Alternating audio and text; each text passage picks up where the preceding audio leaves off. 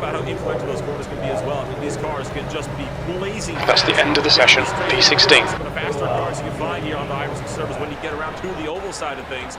We have been able to see that in full force today. Speeds easily hitting upwards of 225 miles an hour when you get in the draft. Yeah, as you mentioned, Nolan, it's very much one of the fastest cars on iRacing. You think that this track, it's only 4 corners, but it's 4 very unique corners, and each presents a unique challenge to these drivers. And this car, as well, as you mentioned, really produces a challenge. It doesn't have the underside arrow that that the new IR18 and the DW12 had, so it does present a much bigger challenge in terms of getting around these corners cleanly, especially in dirty air, and we're going to see those effects as this race progresses. And of course, one of the most notable things that the Classic IndyCar Series does is they actually do mimic the 3 wide race starts that we are so used to seeing, you know, here in the real world on an annual basis. So why don't we take a look now on what will be the starting grid for this here 3 wide start. 2:02 laps. The air temp is 74 Fahrenheit. Row number 1. It is of course going to be Henry Bennett, Jan Hoffman, and Lucas. Follow car number 89. For the 3 wide start, Joshua Chin, Andrew Aiken, and Robert Groscher will be 4th, 5th, and 6th. On row 3, you've got Jamie Wilson, Marshall Stanley, and Randy Schuming. Dennis DeReese, Dave Michael, and Franz Josefs too. We're lining it up in, of course, 8th, 9th, and 10th. And then you got you got Vessa, O'Lelia, Jack Turner, and J.C. Hay to round out the top half of the field here, Andrew. Next we have Lewis Woodall, Josh Baird, and Cody Luke in row 7. Row 8 made up of Art McEwen, Mike Grandy, and Adam Blocker, who qualified on the 2nd day in the 2nd power slide entry. Tristan Hauser in the Vortex Sim entry, also a 2nd day qualifier on the inside of row 9, with Ethan Egan, your championship leader, coming in, and then Gavin Hibbs outside. Hannes Pikkinen, Sebastian Kinder, and Bart Forstein is outside of row 10. Now Bart has had some wheel issues and he may not be able to make this grid. Then finally we have Caleb Weekly, Andrew Wood, and Julian Altena all the way at the back of this field in row 11. That's a good one today.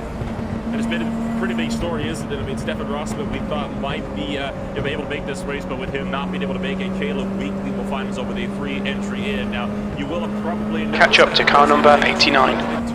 2 technical lap count, but those first 2 laps are only going to be spent behind a custom-driven safety car by, of course, the CIS's very own Jack Stiles, you can see out there in the Chevrolet. You need to catch up to the guy ahead. T1, he will be leading this field off to the green, as those first 2 laps just going to be sorted out to get them into that 3 wide positions, and then we will get ourselves set to go racing here from the Indy 500. So honorary pace car driver Jack Stiles will be set to kind of head up this field. The pacing speed will be increased to 100 miles an hour or 160 kilometers. Go, go, go. We'll have those 2 laps to be able to give this field time to triple it up before we go racing for 200 laps and 500 miles. Car high, stay low. Still there. So Andrew, as we exit off, hold your line, high side's clear. Get set to start to triple it on up here before we go actually full bore racing from Indianapolis. The 3 wide start is obviously a very different dynamic to a 2 wide start that we traditionally see, especially since they're going to be having a mandatory 5-car race between the next row up in front of them. Do you think that could potentially impact how at least the first few laps of this race could play out? I think it'll definitely impact the first few laps. I had the privilege of being in a 3 wide start here. It's not something that they do in the regular official 500, but as part of the Open Wheels 500, I've been a part of a 3 wide start, and there's nothing quite like it.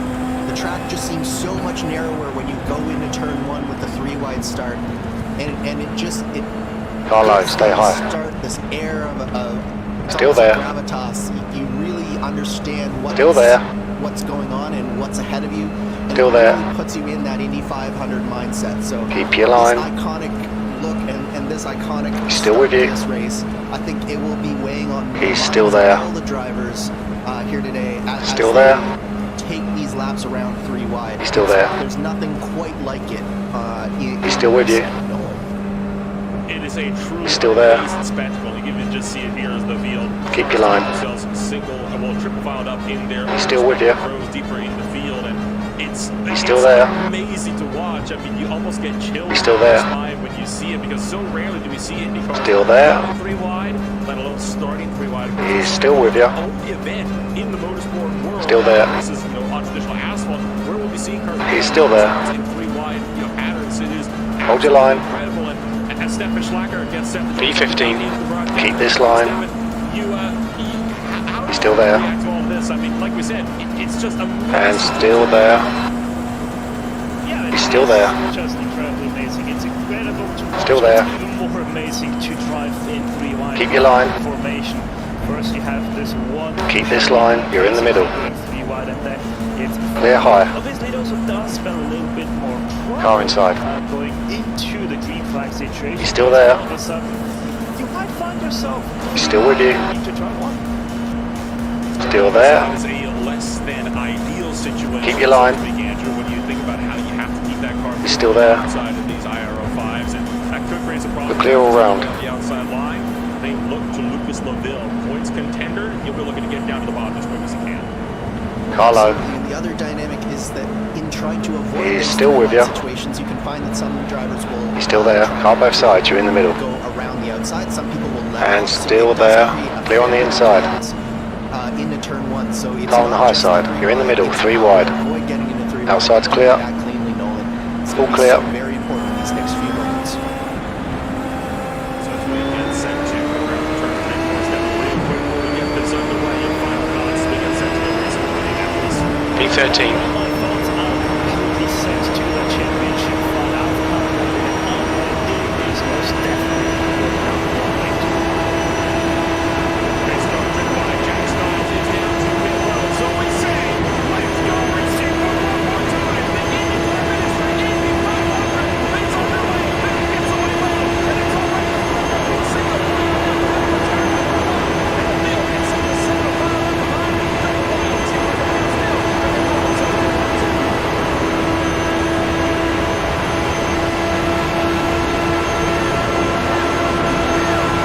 Car outside. Still there. P17. Clear high.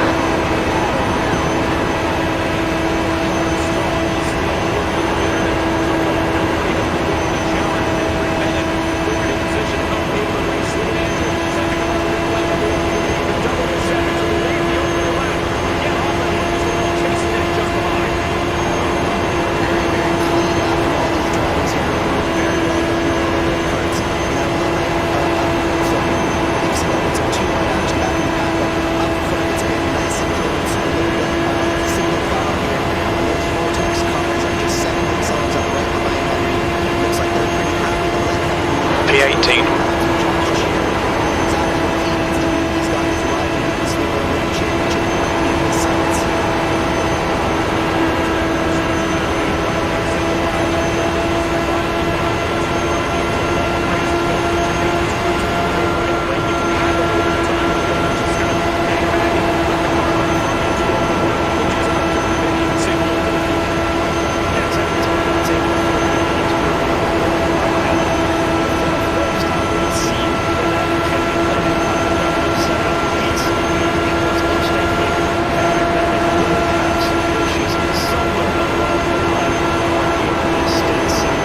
Car inside. He's still there. Clear inside.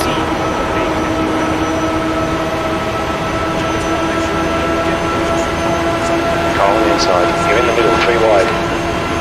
Still there. Outside clear. Car low. Stay high. Clear all round.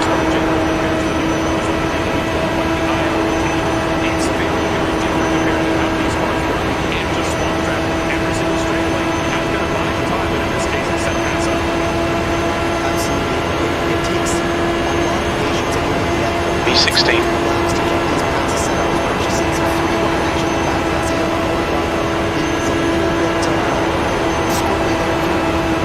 Starting to set themselves up, but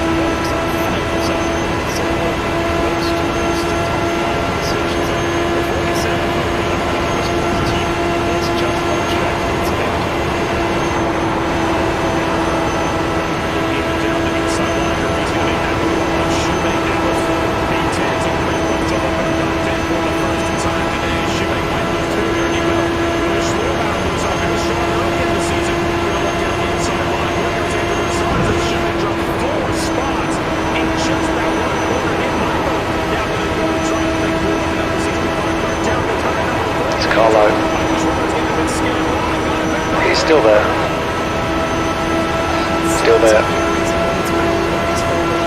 Still there. Inside's clear.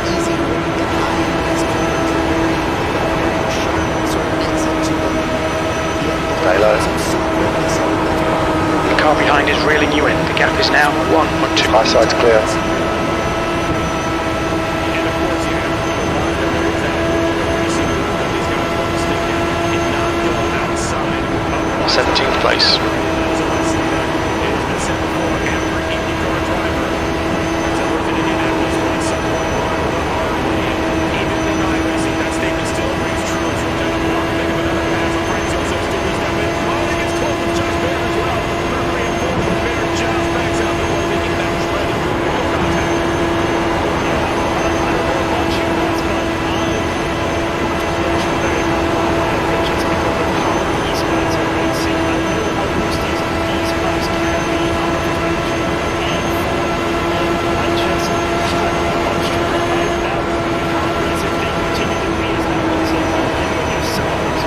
Car on the high side. Clear on the outside.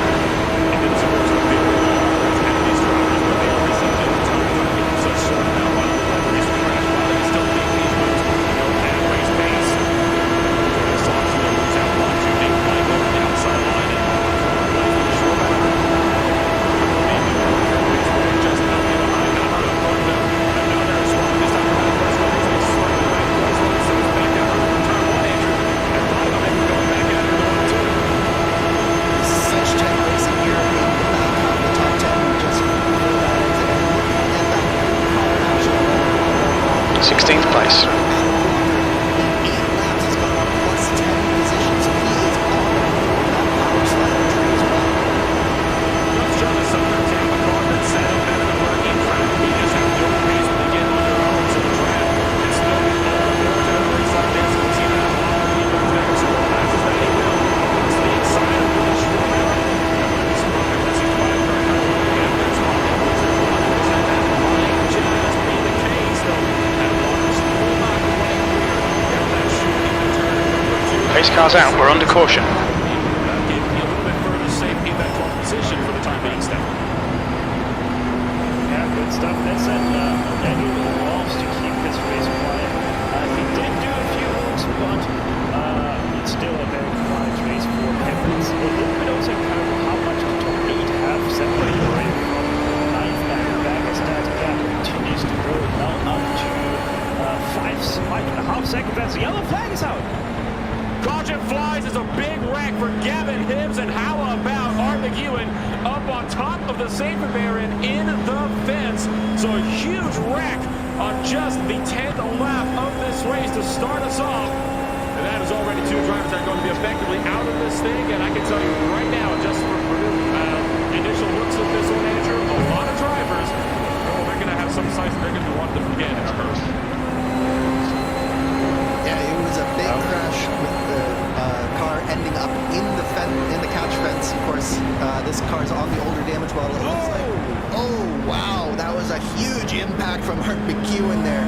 I'm not sure who the driver was who was spinning down. It looked like they got loose coming through turn 4, spun onto the warm-up lane there, spun back across and in front of Art McEwen. Art had nowhere to go there, and then a few other cars.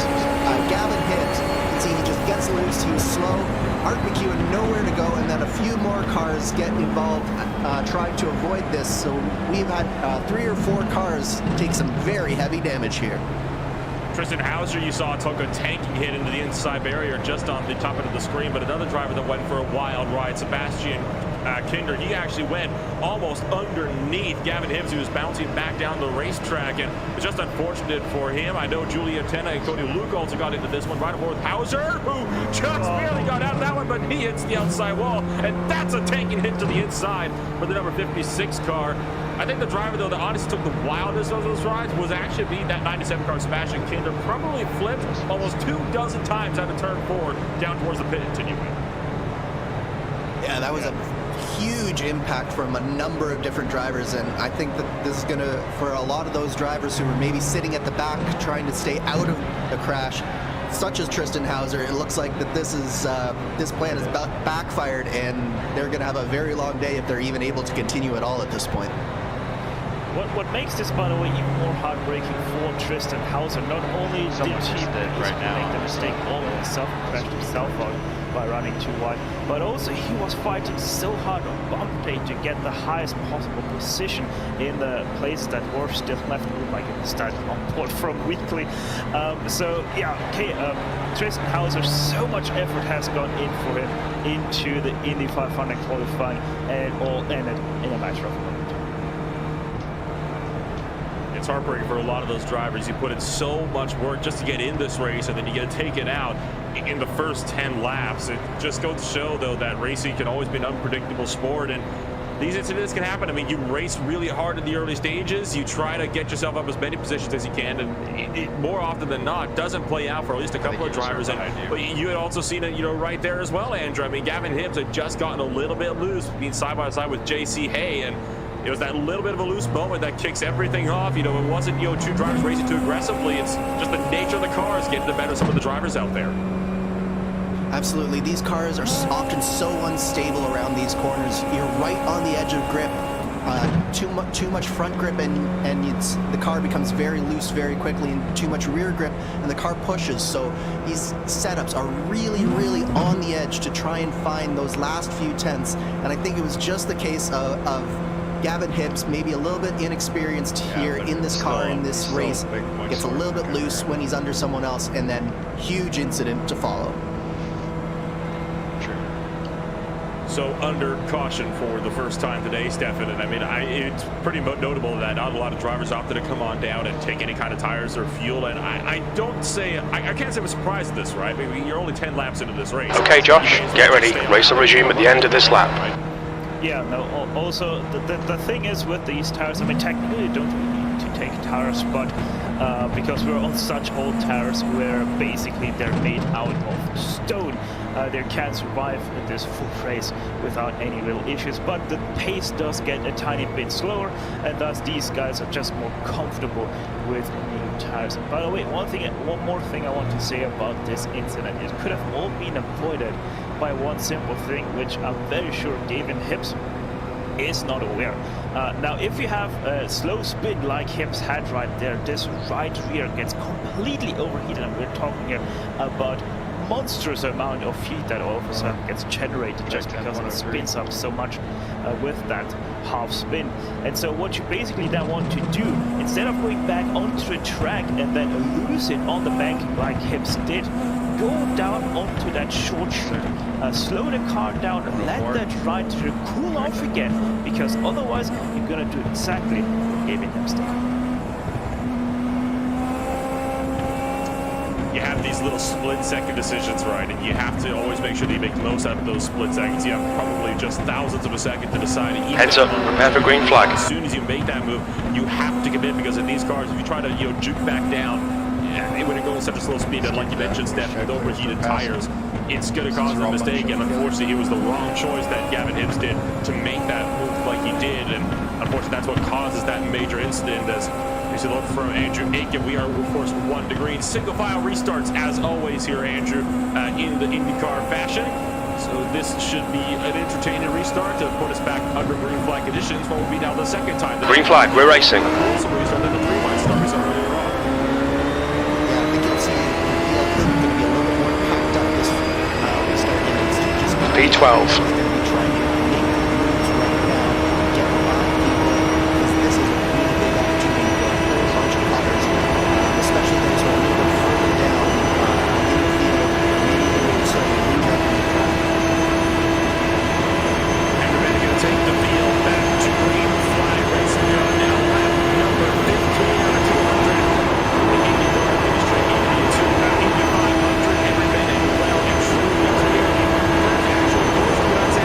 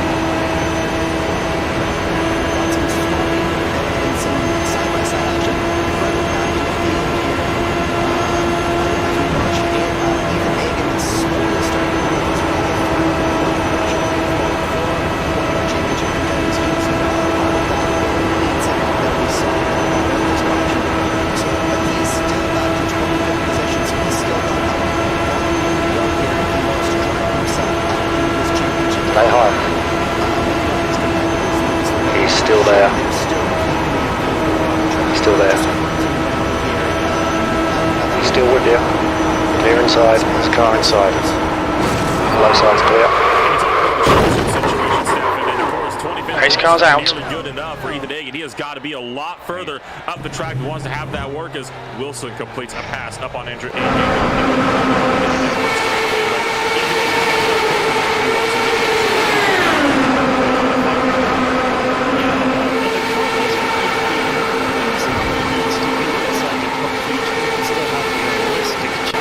of getting this chap.